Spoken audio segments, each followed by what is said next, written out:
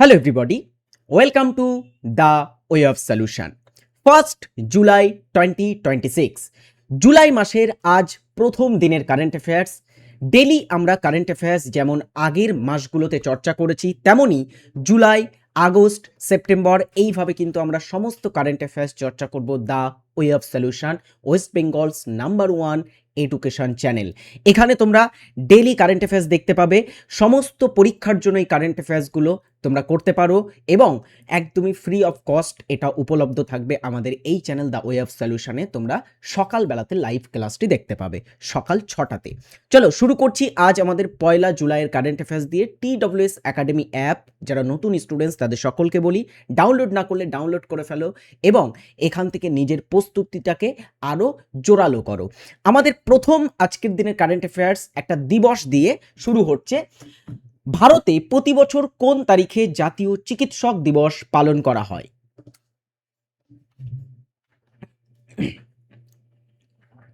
ভারতবর্ষে প্রতি বছর কোন দিনটাতে আমরা জাতীয় চিকিৎসক দিবস পালন করি? সঠিক উত্তর হচ্ছে 1 জুলাই, অর্থাৎ আজকের দিনে। In India, national doctors day is celebrated annually on July 1। 1 July আমরা জাতীয় চিকিৎসক দিবস পালন করছি। The occasion commemorates the birth and death anniversary of doctor Bidhan Chandra Roy, a legendary physician, freedom fighter and the second chief minister of West Bengal. এটা আমরা পালন করি 1 জুলাই ডক্টর দিবস বা চিকিৎসক দিবসটা ডক্টর বিধানচন্দ্র রায়ের জন্মদিন এই দিনে, এবং এই দিনটাতে তার মৃত্যু দিবস হিসাবেও কিন্তু পালন করা হয়। এবং তিনি আমাদের ভারতবর্ষের একজন উল্লেখযোগ্য চিকিৎসক ছিলেন, কিংবদন্তি চিকিৎসক এবং একজন স্বাধীনতা সংগ্রামীর সাথে সাথে পশ্চিমবঙ্গের দ্বিতীয় মুখ্যমন্ত্রী তিনি ছিলেন। তার জন্মদিন আজকের দিনে। এর পরবর্তী আমাদের 2 নম্বর কারেন্ট অ্যাফেয়ার্স। জুন 2026 সালে প্রতিরক্ষা মন্ত্রী রাজনাথ সিং ডিআরডিওর বৈজ্ঞানিক ও গবেষণা কাজ দ্রুত করার জন্য কোন নতুন নির্দেশিকা প্রকাশ করেছে? DRDO it's mean defence research and development organisation, যারা বিভিন্ন ধরনের ডিফেন্স প্রতিরক্ষা বিষয়ক ডিভাইস তৈরি করে থাকে, বিভিন্ন ইঞ্জিন তৈরি করে থাকে, বিভিন্ন আমাদের ভারতবর্ষের সেনাবাহিনীকে হেল্প করার জন্য বিভিন্ন ধরনের ক্ষেপণাস্ত্র বিল্ডিং থেকে শুরু করে বিভিন্ন ডিভাইস, ড্রোন ইত্যাদি মেকিং করে থাকে। সেই ডিআরডিও তাদের রিসার্চ অ্যান্ড ডেভেলপমেন্টের জন্য সম্প্রতিকালে রাজনাথ সিং প্রতিরক্ষা মন্ত্রী একটা নতুন নির্দেশিকা প্রকাশ করেছে, যার নাম DFP 2026। রক্ষামন্ত্রী Rajnath Singh on June 29 June 2026 2026 release the delegation of financial power to DRDO, যেটাকে সংক্ষেপে বলা হচ্ছে DFP 2026 নির্দেশিকা। এরপরের প্রশ্ন, HDFC ব্যাংক কাকে তাদের নতুন চেয়ারম্যান হিসাবে নিযুক্ত করেছে? HDFC ব্যাংক এটা আমাদের ভারতবর্ষের লিডিং একটা প্রাইভেট সেক্টর ব্যাংক, এবং এই ব্যাংকের যিনি সম্প্রতিকালে নতুন চেয়ারম্যান হিসেবে নিযুক্ত হয়েছেন তিনি অলরেডি একজন কিন্তু আমাদের ভারতবর্ষের খুব বিখ্যাত ব্যক্তি, যার নাম Rajiv Kumar. Rajiv Kumar HDFC banks appoints former CEC Rajiv Kumar as chairman. CEC মানে চিফ ইলেকশন কমিশনার। আমাদের ভারতবর্ষে একজন করে প্রধান নির্বাচন কমিশনার থাকে, যেমন বর্তমানে চিফ ইলেকশন কমিশনার হচ্ছেন জ্ঞানেশ কুমার, তেমনি জ্ঞানেশ কুমারের আগে যিনি চিফ ইলেকশন কমিশনার ছিলেন তিনি হচ্ছেন রাজীব কুমার। সেই রাজীব কুমার তাকে HDFC ব্যাংকের প্রধান হিসাবে, চেয়ারম্যান হিসাবে সম্প্রতি নিযুক্ত করা হয়েছে। এরপরের 4 নম্বর প্রশ্ন, কেন্দ্রীয় স্বরাষ্ট্রমন্ত্রী অমিত শাহের উপস্থিতিতে সম্প্রতি কোন দুটি রাজ্যের মধ্যে যমুনা জল প্রকল্প বাস্তবায়নের জন্য একটি ঐতিহাসিক চুক্তি স্বাক্ষরিত হয়েছে? কোশ্চেন্সটা একটু বড়, একটু কঠিন মনে হতে পারে, তবে এই টাইপের কারেন্ট অ্যাফেয়ার্স আজকাল কিন্তু প্রচুর পরীক্ষাতে দিয়ে থাকে। ওকে, একটু বড় টাইপের কারেন্ট অ্যাফেয়ার্স, তবে এই ধরনের কারেন্ট অ্যাফেয়ার্সগুলো সহজ হয়, একবার পড়লে কিন্তু মনে থেকে যায়। কেন্দ্রীয় স্বরাষ্ট্রমন্ত্রী অমিত শাহ, তার সামনে বা তার উপস্থিতিতে ভারতবর্ষের দুটি রাজ্য রাজস্থান এবং হরিয়ানা, তাদের মধ্যে যমুনা জল প্রকল্প বাস্তবায়নের একটা চুক্তি স্বাক্ষরিত হয়েছে। দেখো, in the presence of union home minister and minister of cooperation Shri Amit Shah. Amit Shah আমাদের ভারতবর্ষের কেন্দ্রীয় স্বরাষ্ট্রমন্ত্রীর সাথে সাথে সমবায় মন্ত্রীর দায়িত্বেও আছেন। The governments of Rajasthan and Haryana, দুটো রাজ্যের সরকার, হরিয়ানা এবং রাজস্থান সরকার, তারা today sign a important agreement in New Delhi, নতুন দিল্লিতে তারা একটা খুব গুরুত্বপূর্ণ তোমার হচ্ছে চুক্তি স্বাক্ষর করেছে for construction and implementation of Yamuna বা ইয়ামুনা রিভার প্রজেক্ট। যমুনা জল ব্যবস্থাপনা, সেটার কনস্ট্রাকশন, নির্মাণ কার্য এবং সেটাকে বাস্তবায়ন করার জন্য সম্প্রতি এই চুক্তিটা স্বাক্ষরিত হয়েছে। কি বলা হচ্ছে একটু ডিটেলসে দেখি আমরা।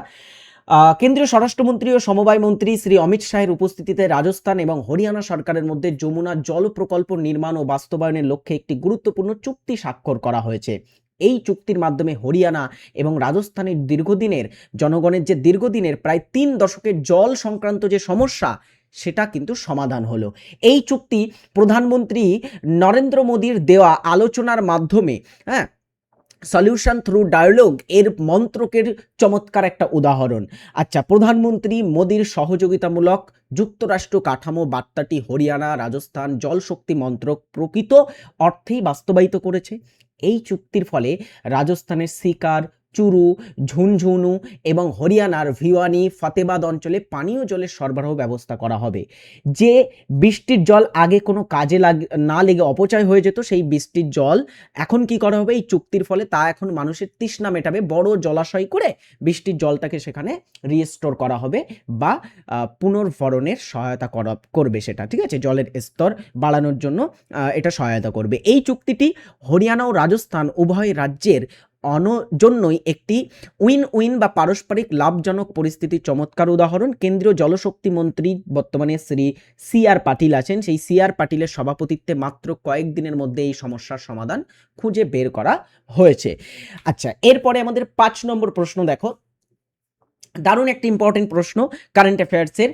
2028 সালের অলিম্পিক গেমস যেখানে ক্রিকেট খেলাকে অন্তর্ভুক্ত করা হয়েছে, সেটি কোন শহরে অনুষ্ঠিত হবে?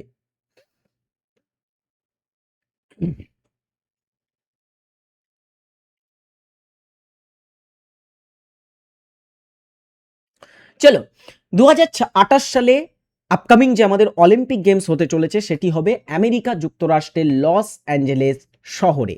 সেই লস অ্যাঞ্জেলেস শহরের যে অলিম্পিক গেমসটা হবে, সেখানে ক্রিকেট খেলাটাকে অন্তর্ভুক্ত করা হচ্ছে অলিম্পিকে।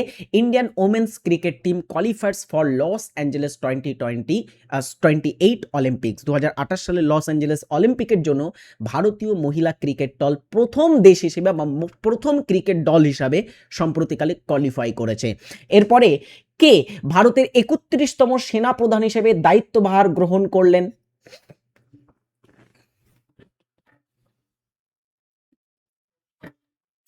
ভারতের 31st chief of the army staff বা 31তম সেনা প্রধান হিসাবে সম্প্রতিকালে দায়িত্বভার গ্রহণ করেছেন জেনারেল ধীরজ শেঠ। এর আগে যিনি আমাদের chief of the army staff ছিলেন, তার নাম হচ্ছে জেনারেল উপেন্দ্র দ্বিবেদী। তার হাত থেকে ধীরাজ শেঠের হাতে ক্ষমতা হস্তান্তর করা হয়েছে। General Dhiraj Seth takes charge as 31st chief of the army staff. Next আমাদের 7 নম্বর কারেন্ট অ্যাফেয়ার্সের প্রশ্ন, 2026 সালে গ্লোবাল স্কিলস চ্যালেঞ্জ এ ভারত কয়টি সোনার মেডেল জিতেছে? এই বছরে গ্লোবাল স্কিল চ্যালেঞ্জ, যেখানে বিভিন্ন পড়ুয়ারা, বিভিন্ন তোমার হচ্ছে কম্পিটিটররা নিজেদের স্কিল দেখায় এবং সেখানে মেডেল দেওয়া হয়ে থাকে। হ্যাঁ, তো ভারত এই বছর অনুষ্ঠিত হয়েছে যে গ্লোবাল স্কিল চ্যালেঞ্জ, এটা অস্ট্রেলিয়া ছিল আয়োজক। ছিল অস্ট্রেলিয়া এবং সেখানে ডেরি স্টুডেন্টস ভারত সোনা জিতেছে কতগুলি? 3টি সোনা জিতেছে। টিম ইন্ডিয়া ক্লিনচেস 3 গোল্ড, 3টে সোনা, 1 সিলভার, 1টা রূপো এবং 1টা ব্রোঞ্জ পদক জিতেছে at global skill challenge Australia 2026। Next 8 number current affairs, সম্প্রতি ইউরোপের কোন প্রধান ব্যাংক গ্রিস থেকে ভারতে ইউপিআই ভিত্তিক টাকা পাঠানোর পরিষেবা চালু করলো? গ্রিস ইউরোপিয়ান একটা কান্ট্রি, অ্যান্ড সেই গ্রিস থেকে ভারতে তোমার হচ্ছে ক্রস বর্ডার রেমিটেন্স এর মাধ্যমে টাকা পাঠানো হবে বা মানি ট্রান্সফার করা হবে। ইউপিআই ভিত্তিক টাকা পাঠানোর একটা বিশেষ পরিষেবা চালু করা হয়েছে। সম্প্রতি ভারতের যিনি বাণিজ্য মন্ত্রী পীয়ূষ গোয়েল, তিনি উপস্থিত ছিলেন ইউরোপে এবং সেখানের স্টুডেন্টস গ্রিস থেকে ভারতে ইউপিআই ভিত্তিক টাকা পাঠানোর জন্য ইউরো ব্যাংক তারা কি করলো, ইউরো ব্যাংক লঞ্চেস ইউপিআই ভিত্তিক রেমিটেন্স সার্ভিস, টাকা পাঠানোর একটা পরিষেবা ফর ক্রস বর্ডার আন্তঃসীমান্ত transfer from Greece to India, Greece থেকে ভারতে। এবং আমরা রিসেন্ট টাইমে কারেন্ট অ্যাফেয়ার্সে এটাও প্র্যাকটিস করেছি আগের মাসের কারেন্ট অ্যাফেয়ার্সে, যে এই যে পীয়ূষ গোয়েল সম্প্রতিকালে ইন্ডিয়া ইউকে অ্যাওয়ার্ডস জিতেছে বাণিজ্যে গুরুত্বপূর্ণ ভূমিকা পালন করার জন্য দুটো দেশের মধ্যে।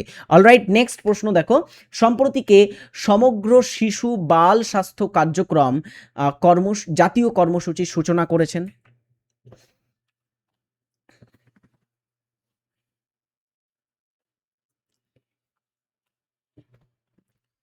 সম্প্রতি সমগ্র শিশু বাল স্বাস্থ্যক্রম কার্যক্রম জাতীয় কর্মসূচির সূচনা করেছেন JP Nadda, Jagat Prakash Nadda, union minister to launches সমগ্র শিশু বাল স্বাস্থ্য কার্যক্রম টুডে, মানে তিনি এটা লঞ্চ করেছেন জগৎ প্রকাশ নাড্ডা। অ্যান্ড একটা জিনিস জেনে রাখবে, ইনি কেন লঞ্চ করেছেন। অবভিয়াসলি তিনি আমাদের ভারতবর্ষের ministry of health and family ওয়েলফেয়ার্সের দায়িত্বে আছেন, স্বাস্থ্য ও পরিবার কল্যাণ মন্ত্রকের মন্ত্রী জেপি নাড্ডা। প্রতি বছর কোন তারিখে জাতীয় চার্টার্ড অ্যাকাউন্ট্যান্টস দিবস বা সিএ ডে পালন করা হয়?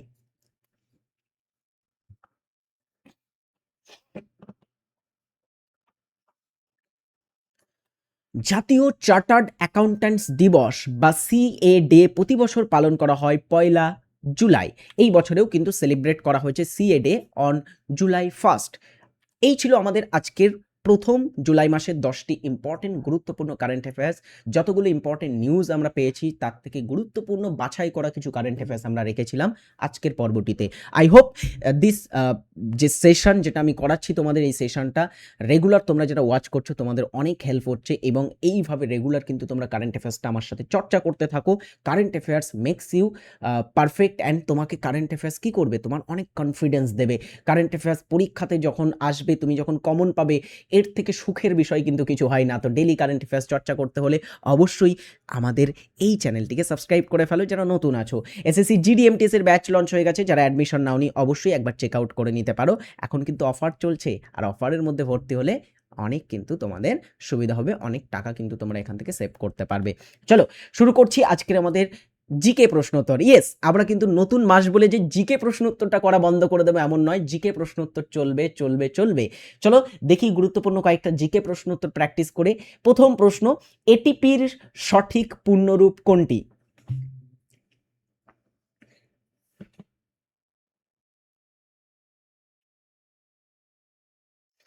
এটিপি। আমরা একটা জিনিস জানি, আমাদের কোষের মধ্যে একটা কোষ অঙ্গাণু আছে যেটার নাম হচ্ছে মাইটোকন্ড্রিয়া, তাই তো? এই মাইটোকন্ড্রিয়াকে আমরা বলে থাকি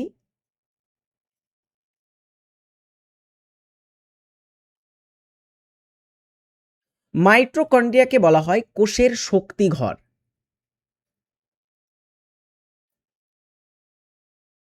কোষের শক্তিঘর। এখন মাইটোকন্ড্রিয়া কোষের যে শক্তি পাওয়ারটা তৈরি করে থাকে, সেই পাওয়ারের আমরা যদি দেখি আমাদের শরীরে একক হচ্ছে কি, সেটা হচ্ছে এটিপি। এটিপির মধ্যেই কিন্তু আমাদের কি থাকে, আমাদের শক্তি বা পাওয়ারটা থাকে। এর ফুল ফর্ম হচ্ছে অ্যাডেনোসিন ট্রাইফসফেট, অপশন এ। এর পরে দেখো 1893 সালে স্বামী বিবেকানন্দ তার ঐতিহাসিক বক্তৃতাটি কোথায় দিয়েছিলেন? স্বামী বিবেকানন্দ বিশ্ব ধর্ম সম্মেলনে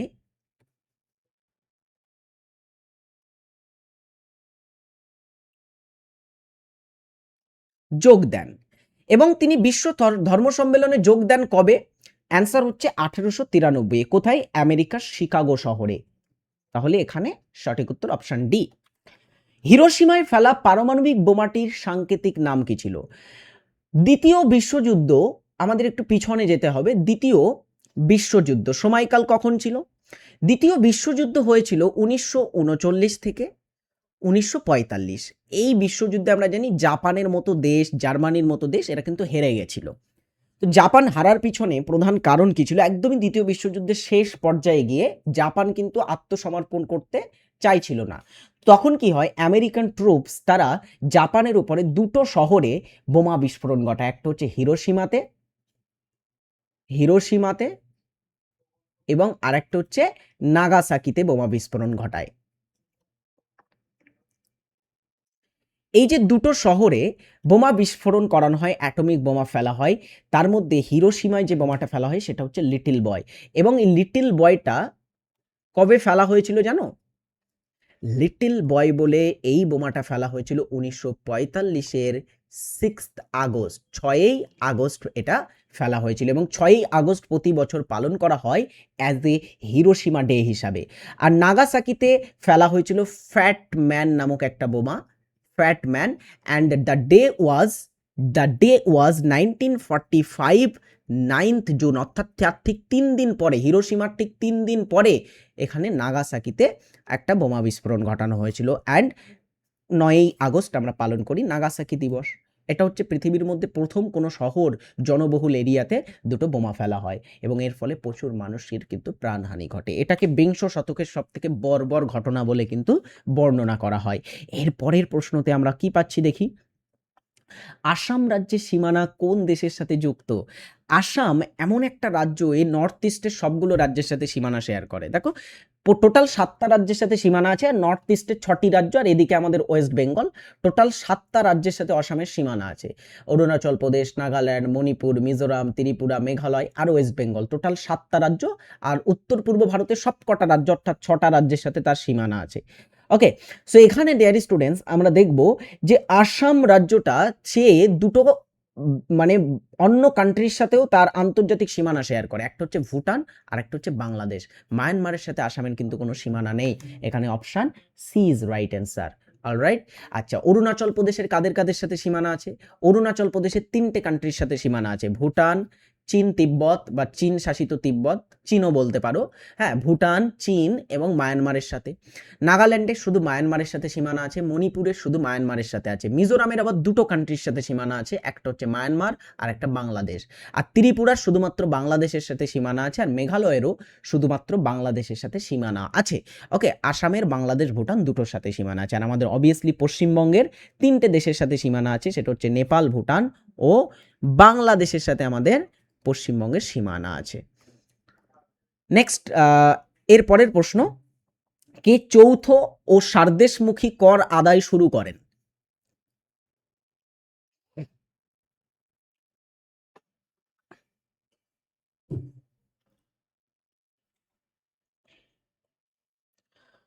চৌথ ও সার্দেশমুখী নামক দুটি কর আদায় শুরু করেছিলেন মারাঠা শাসক শিবাজি। দেখো, চৌথ ও সার্দেশমুখী এই কর দুটি, যে দুটো কর, সেই কর দুটি হলো মধ্যযুগীয় ভারতে মারাঠা সাম্রাজ্যের, বিশেষ করে ছত্রপতি শিবাজি মহারাজের আমলে দুটি অত্যন্ত গুরুত্বপূর্ণ রাজস্ব বা কর ব্যবস্থা। মারাঠা প্রশাসনের আয়ের প্রধান উৎস কিন্তু এটা ছিল।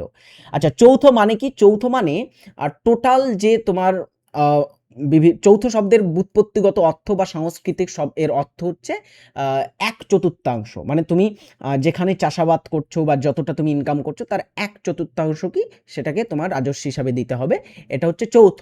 আর সাতদেশমুখীর অর্থ হলো এটি ছিল মোট রাজস্বের 10% বা 1 দশমাংশ হারে সংগৃহীত হতো। এর ফলে কি হতো, এই করটা তুমি যদি দাও তাহলে মারাঠারা তোমার যে ব্যবসা বাণিজ্য আছে বা তোমার যে চাষাবাদ আছে সেটাতে হামলা করবে না। ঠিক আছে, এইভাবে কিন্তু দুটো কর আদায় করা হতো চৌথ এবং সারদেশমুখী। শিবাজি এটা শুরু করেছিলেন।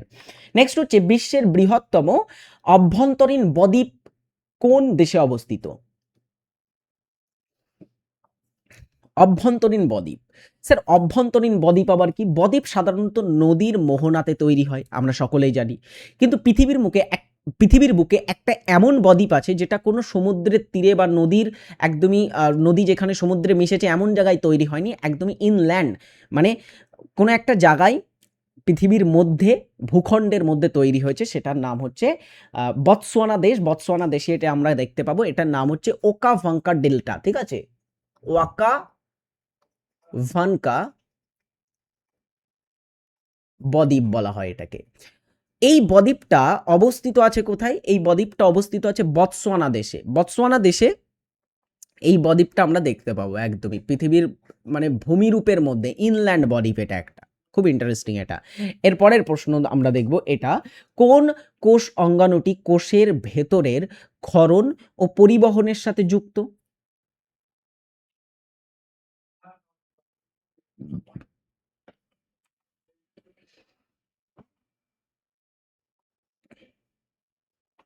সঠিক উত্তর গলগি বস্তু।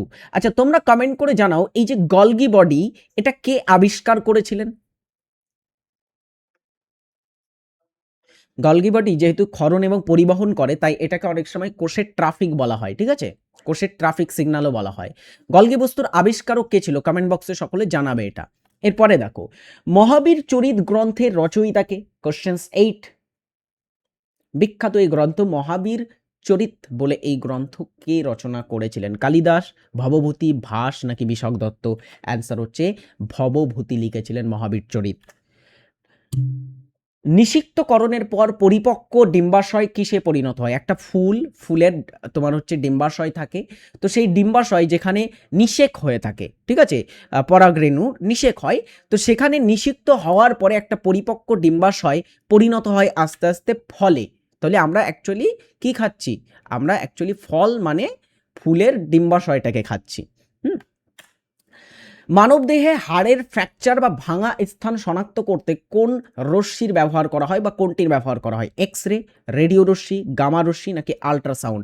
চলো প্রতিটা রশ্মির আমি কাজ বলবো।